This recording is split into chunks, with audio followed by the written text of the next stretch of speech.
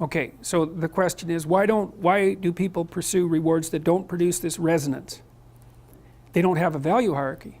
So Pleasure Island, it's a good example. Those kids that were brought there were lost. So they didn't have anywhere to go, they didn't have an identity.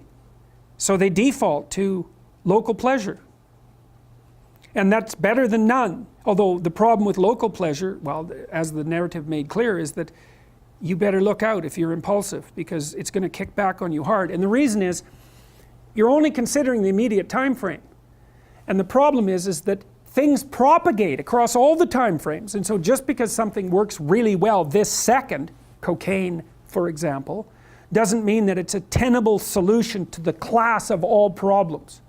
So usually, often, people pursue local pleasure because that's the best they can imagine, it's the best they've been taught, they don't see another alternative.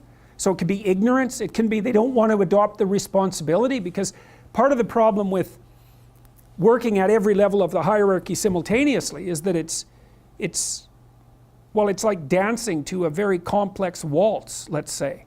You have to be paying attention to a very large number of things simultaneously and doing things right. It requires responsibility. And so, you know, it's a pain, it's a weight.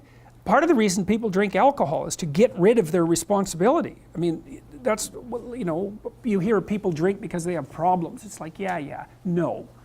Some people drink because they're anxious, and alcoholics drink because they're in withdrawal. But young people drink because they're sick and tired of being responsible, because it's annoying.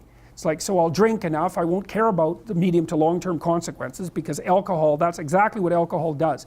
It doesn't make you ignorant of the medium to long-term consequences, but it makes you not care about them.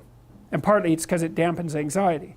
So it dampens anxiety, leaves your positive emotion circuits intact, so then you can go out there and do stupid fun things, and that's a party, really. Let's go do stupid fun things. That's a party.